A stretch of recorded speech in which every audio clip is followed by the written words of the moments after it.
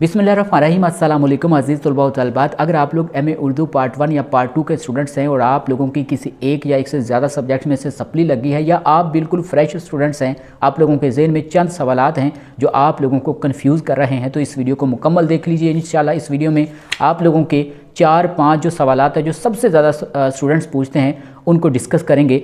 ये सवालात पहले भी मैंने 3-4 वीडियोस में डिस्कस किए हैं, लेकिन जो नए स्टूडेंट्स होते हैं उनको पता नहीं होता, आइडिया नहीं होता कि पेपर कैसे अटैम्प्ट करना है, कैसे पेपर लिखना चाहिए कि जो एग्ज़ामिनर है वो अच्छे मार्क्स दे, सप्ली का जो डर है वो ख़त्म हो जाए। तो इंशाल्लाह अगर आप लोग इस वीडियो को मुकम्मल देखेंगे तो आप लोगों के तमाम तर जो डाउट्स हैं वो क्लियर हो जाएंगे। तो चलिए नाज़रीन, सबसे पहला जो सवाल है इसको डिस्कस करते हैं। सबसे पहला जो सवाल जो स्टूडेंट्स पूछते हैं वो ये है कि सर जो पहला सवाल लाजमी होता है इसको अगर छोड़ दें तो क्या एग्ज़ामिनर जो है वो फ़ेल कर देता है या नहीं। पहला सवाल अक्सर शॉर्ट क्वेश्चन का होता है या फिर अशार की तशरीह या किसी पैराग्राफ की तशरीह पर मुश्तमिल होता है। तो अज़ीज़ तलबा, अगर आप लोगों को पहला सवाल लाजमी कहा जाता है तो इसका मतलब ये है कि उसको आप लोगों ने लाजमी अटैम्प्ट करना है। अगर आप लोग अटैम्प्ट नहीं करेंगे तो आप लोगों की सप्ली लग जाएगी। सप्ली लगने के चांसेस 80-90% होते हैं। रेयरली केसेस होते हैं कि आप लोग अगर पहला सवाल जो लाजमी है उसको छोड़ देंगे तो आप लोगों को पास कर दिया जाएगा, लेकिन 80-90% जो है वो चांसेस हैं कि आप लोगों को फेल कर दिया जाएगा। तो पहला जो लाजमी सवाल होता है उसके ऊपर लिखा इसीलिए होता है कि इसको आप लोगों ने लाजमी अटैम्प्ट करना है, छोड़ना नहीं है। अब बिलफर्ज आप लोगों को पहला सवाल आता नहीं है तो फिर तो आप लोग ये सोच रहे होंगे कि हमें तो पहला सवाल आता नहीं है तो इसको छोड़ना ही बनता है। भाई, आप लोगों को अगर नहीं आता फिर भी आप लोगों ने उसको लिखना है। हो सकता है कि जो एग्जामिनर है जो पेपर आप लोगों का चेक कर रहा है उसकी नज़र से आप लोगों ने जो आंसर लिखा है वो ना गुजरे, ठीक है, वो जल्दी जल्दी में आप लोगों का जो आंसर है जो आप लोगों ने गलत लिखा है वो ओके कर दे, टिक कर दे, तो आप लोगों की गुड लक हो जाए। तो लिहाजा आप लोगों ने पहला जो लाजमी सवाल है उसको छोड़ना नहीं है, लाजमी अटैम्प्ट करके आना है।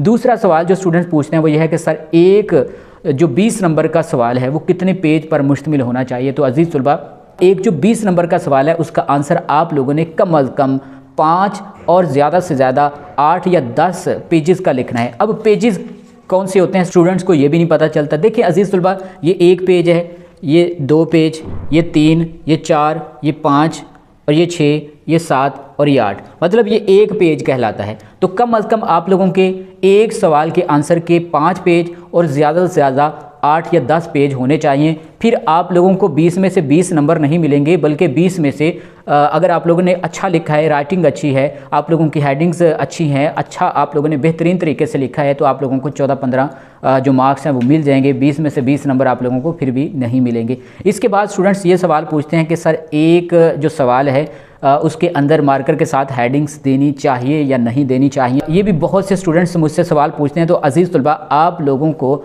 अगर सवाल इस तरह का आ जाता है कि जिसमें हेडिंग्स देना ज़रूरी है तो उसमें आप लोगों ने हेडिंग्स देनी है, और जिसमें हेडिंग्स देना ज़रूरी नहीं है उसमें आप लोगों ने हेडिंग्स नहीं देनी। फॉर एग्ज़ाम्पल, जैसे कोई भी शायर है उसकी शायरी के फ़नी महासन पर सवाल आ जाता है या खसूसियात पर सवाल आ जाता है, तो इसका मतलब यह है कि इसमें खसूसियात या फ़नी महासन वगैरह आप लोगों ने क्या करने हैं, हेडिंग्स के साथ ही लिखने हैं। तो इसमें हेडिंग्स देना ज़रूरी है। अगर आप लोग हेडिंग्स के बगैर लिखेंगे तो आप लोगों को मार्क्स नहीं मिलेंगे, या अगर मिलेंगे तो आप लोगों को तकरीबन 5-6 मार्क्स दे दिए जाएंगे। तो कुछ ऐसे सवाल होते हैं कि जिनके आंसर आप लोगों ने पैराग्राफिंग टाइप लिखने होते हैं, तो आप लोगों ने उनकी हेडिंग नहीं देनी, जैसे पैराग्राफ आप लोगों ने बना के उनके आंसर लिखने। इसके बाद नेक्स्ट सवाल स्टूडेंट्स ये पूछते हैं कि सर हमारे पास टाइम बहुत शॉर्ट होता है, तकरीबन 1 हफ्ते में हम लोगों ने तैयारी करनी है, तो उसके लिए हम लोग मटेरियल कौन सा लें, कौन सी गाइड बुक होनी चाहिए, कौन से पास पेपर होने चाहिए। तो अजीज़ तलबा, सबसे पहले आप लोगों को रिकमेंड करूँगा कि आप लोगों के पास अगर टाइम है तो आप लोग पूरा साल पढ़ें। अगर टाइम नहीं है तो फिर आप लोग जनाब हमारे 100% लगने वाले नोट्स परचेज़ कर लें। ये हम लोगों ने जनाब हर सब्जेक्ट के 12 से 14 सवाल निकाले हैं, किसी के 14 सवाल हैं, किसी के 15 हैं, किसी के 16 हैं, मतलब 16-17 से ज़्यादा नहीं है, कम ही है। ये सिलेक्टिव क्वेश्चन हम लोगों ने निकाले हैं। हर साल इन्हीं में से पेपर आता है। जितने भी स्टूडेंट्स हैं जिन्होंने हमारे नोट्स लिए हैं, बल्कि सैकड़ों की तादाद में लिए हैं, जो हमारी वीडियो पुराने स्टूडेंट्स देख रहे हैं, भाई वीडियो के कमेंट्स बॉक्स में अपनी राय दिया करें कि हमारे ये जो नोट्स हैं वाकई में इनमें से 100% पेपर लगता है या नहीं लगता। मतलब कि 2018 से हम लोग ऑनलाइन काम कर रहे हैं, ऑनलाइन अपने नोट्स पूरे पाकिस्तान के जितने भी स्टूडेंट्स हैं उनको हम लोग ये नोट्स अपने 100% लगने वाले प्रोवाइड कर रहे हैं।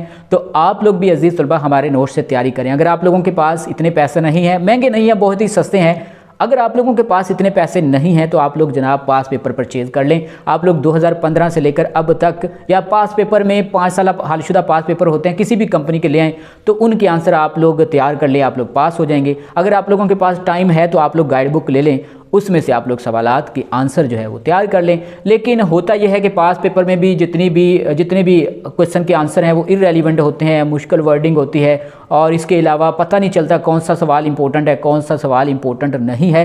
लेकिन हमने इसमें जो भी चीज़ें ऐड की हैं वो बहुत ही ईजी हैं, इररेलेवेंट भी नहीं है। एक सवाल का आंसर जितना होना चाहिए उतना हम लोगों ने इनमें ऐड किया है। तो नेक्स्ट सवाल जो स्टूडेंट्स पूछते हैं वो ये है कि अभी जैसे पंजाब यूनिवर्सिटी का रिज़ल्ट अनाउंस हुआ है और बहुत से मास्टर्स के रिज़ल्ट अभी अनाउंस हो रहे हैं, तो स्टूडेंट्स पूछ रहे हैं कि सर सप्ली के दाखिले कब ओपन होंगे। तो अजीज़ तलबा कुछ ही दिनों में आप लोगों के MA उर्दू पार्ट 1 और पार्ट 2 सप्लीमेंट्री के दाखिले ओपन हो जाएंगे। और उसके बाद आप लोग ये पूछते हैं कि पेपर कब होंगे। तो अजीज़ तलबा आप लोगों के मार्च के मिड में सप्लीमेंट्री के पेपर होने के चांसेस हैं, ये पंजाब यूनिवर्सिटी के स्टूडेंट्स के लिए बता रहा हूँ। इसके बाद स्टूडेंट्स ये पूछते हैं कि सर तशरीह में अशार कितने होने चाहिए। तो अजीज़ तलबा एक जो शेर है उसकी तशरीह में कम अज़ कम आप लोगों के अशार जो है वो 5 होने चाहिए और ज़्यादा से ज़्यादा 8 अशार होने चाहिए। अगर आप लोगों को 8 नहीं आते तो कम अज़ कम यार 5 आप लोगों को लाजमी कोड करने चाहिए।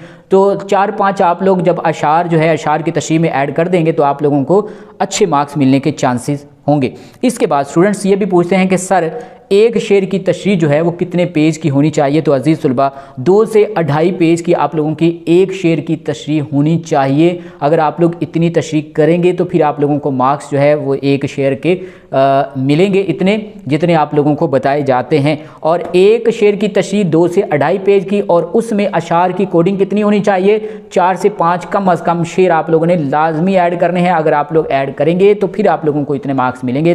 तो अजीज़ तलबा ये तो थे इंपॉर्टेंट क्वेश्चन जो आप लोग पूछते हैं। उम्मीद करते हैं आज की ये वीडियो आप लोगों को पसंद आई होगी। मिलते हैं नेक्स्ट वीडियो में, अपना ख्याल रखेगा। अल्लाह हाफ़िज़।